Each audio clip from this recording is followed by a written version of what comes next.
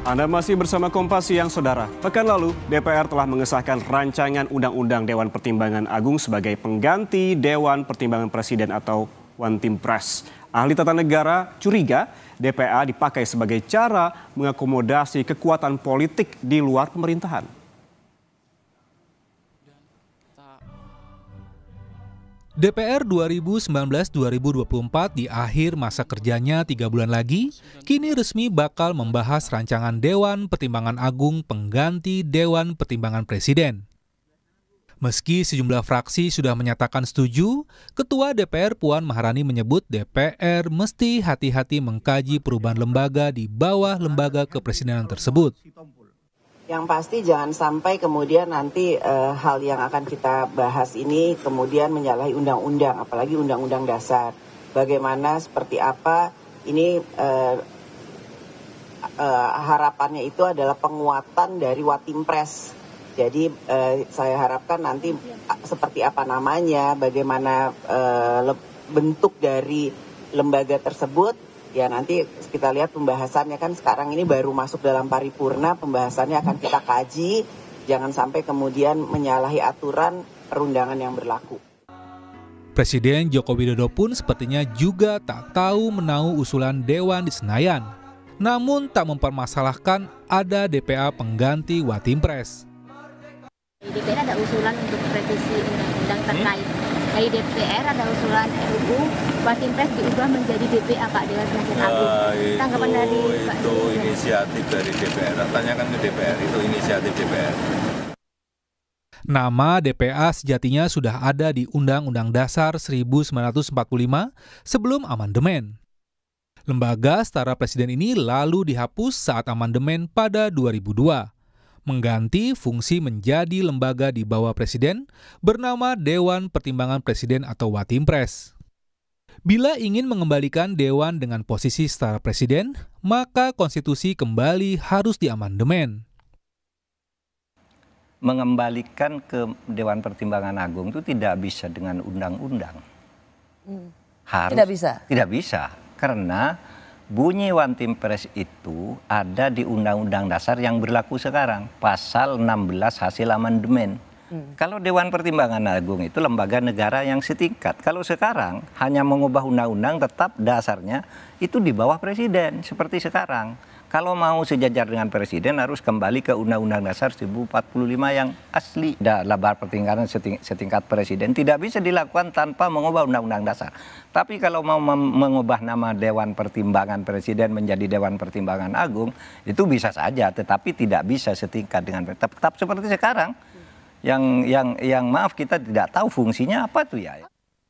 Posisi DPA yang hanya mengubah nama diduga sebagai alat posisi tawar buat kekuatan politik di luar pemenangan Pilpres agar tak kritis terhadap pemerintah.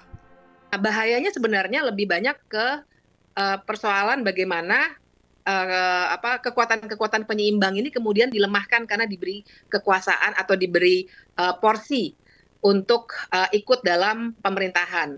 Mungkin dia memang tidak punya namanya Dewan Pertimbangan Agung ya. Dia tidak punya wewenang untuk membuat kebijakan. Tapi secara administrasi negara, secara protokoler, secara fasilitas, dia lebih baik tentu saja daripada misalnya komisaris gitu. Jadi nanti mungkin efeknya tidak langsung, tapi misalnya banyak undang-undang yang tidak mendapat kritik yang cukup dari fraksi-fraksi keseluruhan di DPR, mungkin makin minim, nggak ada mungkin hak angket lagi, hak interpelasi, pengawasan sangat minim. Itu dampaknya memang tidak secara langsung. Tapi kritik ahli tata negara tak bisa menghalangi niat anggota DPR yang segera berakhir masa kerjanya pada Oktober 2024 untuk menggolkan rancangan menjadi Undang-Undang Dewan Pertimbangan Agung untuk lembaga presiden. Tim Liputan, Kompas TV. Saudara, kami akan memberikan sedikit gambaran terkait DPA di masa Orde Baru agar tidak gagal paham. DPA yang dimaksud Undang-Undang Dasar 1945 sebelum amandemen adalah lembaga yang diatur lewat Undang-Undang Nomor 3 Tahun 1967. Seperti yang disebutkan, DPA masa Orde Baru. Lembaga ini posisinya setara dengan lembaga kepresidenan. Ketua DPA setara dengan Presiden dan Ketua DPR. Kita lihat selanjutnya, kemudian apa sih tugas dari DPA sebelum amandemen Undang-Undang Dasar 1945? Ini tugasnya adalah memberikan jawaban atas pertanyaan Presiden serta memberikan usul kepada pemerintah. Ini jadi saudara, usul ini bukan hanya untuk Presiden.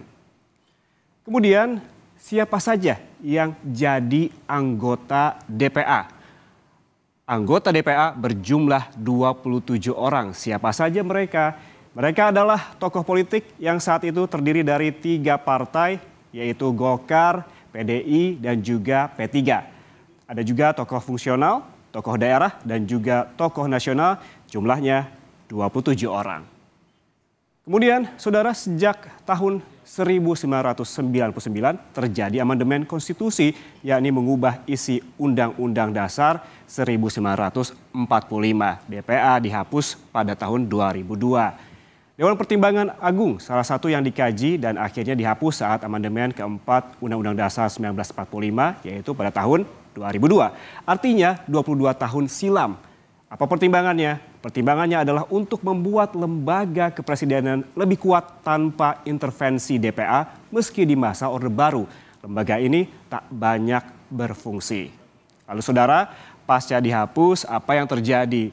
Kemudian ini berdasarkan Undang-Undang Dasar 1945, hasil amandemen lembaga kepresidenan perlu lembaga pertimbangan sehingga lewat Undang-Undang Nomor 19 Tahun 2006 muncullah Dewan Pertimbangan Presiden yang merupakan staf kepresidenan untuk memberikan usulan dan menjawab pertanyaan Presiden. Dan kini entah dari mana asal usulnya One Team Press dibubarkan dan diganti lagi menjadi DPA. Itulah sedikit gambaran saudara terkait DPA yang saat ini kembali menghangat di tengah-tengah publik. Dan saudara, jangan kemana-mana, Kompas Siang masih akan kembali dengan